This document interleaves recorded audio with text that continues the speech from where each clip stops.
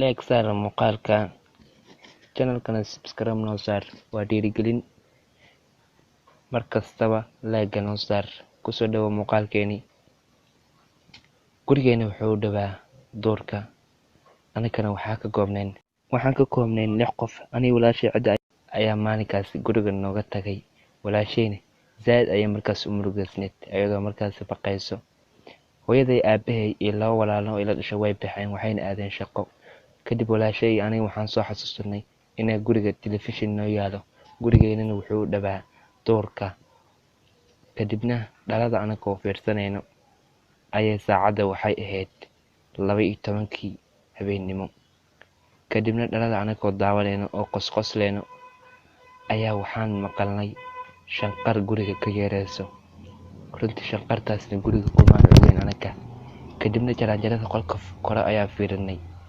kadibna waxaan ogaanay inay xagga shanqar ka yeerayso walaashayna waxay tiri soo fiiri aniga midida ayaan la soo baxay intaana bixin waxaan jeclaa inaan midida la soo baxo kadibna walaashay inay raacday ayay ratay laakiin waxaan dhahay joog aniga ayaan soo fiirinay inay wax markaas dhidid ayaa iga soo daatay waxaan ka baqay walaashay inay wax gaaraan walaashayna waxay tiri orod iska bax waayo waa nacab tahay aniga markaas waxaan dhahay kuma nacbi qof ayaa ku jira gudaha halkan ii joog kadib laakiinsi waa baqay aniga waxaa is dhahay walaasha ka hayso inta meesha lagu dilaa walaashayna markaas ayadoo ooynartay ayaa markaas waday jaraanjarada ayaa kornay saa u soo fiirnay guriga kadibna midida ayaa watay runtii walaashay dhabarka ayay markaas riixday ayadoo markaas qaylinayso dhahaysa naga soo celi meeshan kadib aniga waan dhididay si aad ayaa markaas u naxsanaa walaashayna anigoo ooynay ayay waxay dhahday maxaa kugu dhacay kadibna waxaan aragnay qof qolka kore ku jiro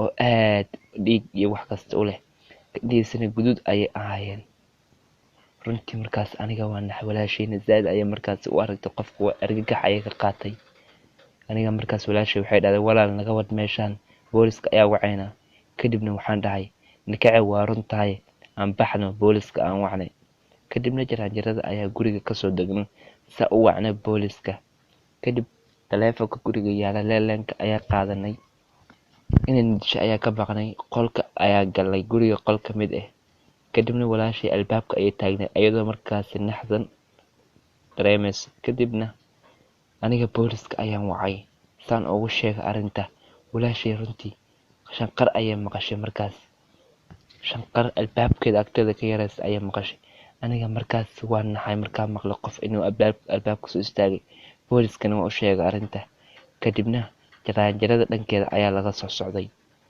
walaashay dhagta ayay saartay albaabka ayadoo markaas zaid u naxsan kadibna oohin ayay afka ka bilowday kadib markaas waxay maqashay qof albaabka taagan oo runtii zaid ugu soo dhow kadibna midi ayuu la soo baxay asagoo markaas meesha taagan kadib wuu hadlay wuxuu yiri waa indiloyo coobo in dhamootay aniga dad badan ayaa hore u soo dilay mana indeenayo runtii walaashay markay waxaas maqashay zaid ayaa markaas u weyday ayada anigana markaas zaid ayaa u naxsanaa waa baqaynay runtii markaas aniga walaashay qolka daaqadiisa ayaan ag istaagnay kadibna albaabka waa la soo furayay asagoo albaabka markaas soo riixay anagana aan naxsanahay aniga walaashay aad aweynayno ayaan waxaan jeclaysanay inaan daaqada ka baxno guriga kadibna gurigeena daaqada hoose ayaa damacnay inaan ka baxno markaas laakiinse waxaan jeclaysanay inaan doorka sii galno kadibna daaqada ayaan markaas jibiyay saan albaabka iskaga furno guriga zaid ayaa markaas u ooynaysay kadib waxaan ku dhuumanay cawska iyo geedaha meeshaas ku yaala saa ugu dhuumano oo uga nabadgalna naagta kadib cawska iyo alaabta ayaan ku dhuumanay meesha yaalo kadib walaashay waxay maqashay shanqar iyo qaylo ka yaraysa guriga daaqadiisa kore qolka kore ayaa waxaa taagnaa naag kadibna isla markii way ka soo baxday waxaan ogaanay waxaan ka baqayn inay tahay naag juudaan ah markaas kadib anaga ayayna soo raadisay si guriga ooga soo baxdo doorka inay naga raadiso kadib anaga baalmooyinka iyo geedaha ayaa ku dhuumanay meeshaas iyagu laakiin markii booliska ayaa imaaday si arintii u ogaadaan kadib booliska ay koon raadinayo ayaa ani iyo walaashay xagga dambe ka soo qaylinay oo dhaanay booliso waana kana naagta xagga ayay ku jirtaa markiiba booliska way raadiyeen naagtii gudaha ayay galeen duurka ayay gudaha u galeen kadibna way soo qabteen. Aniga markaas walaashay argagax ayaa nagu dhacay, naagta waa ka naxnay runtii waan cabsanay. Kadibna anigoo meesha fadhino oo booliskana weydiinaya waalidiintiini ayay hooyaday noo imaaday. Markaas anaga waan naxnay. Markaas kadib waxaan ogaanay gurigeena inuu u agdhawaa guri kale oo naagta ay degan tahay. Gurigeena iyo gurigooda wuxuu isku jiray wax yar. Halkaas ayay naga soo raasatay, waxaana la sheegay inay dishay dhowr iyo 10 qof, ayadoo markaas soo ugaarsan jirtay gurigeena oo ka baqi jirtay waalidiinteen intii joogeen. Aniga markaas waa soo naxay, cabsi ayaa la soo kacay habeenkii dambe.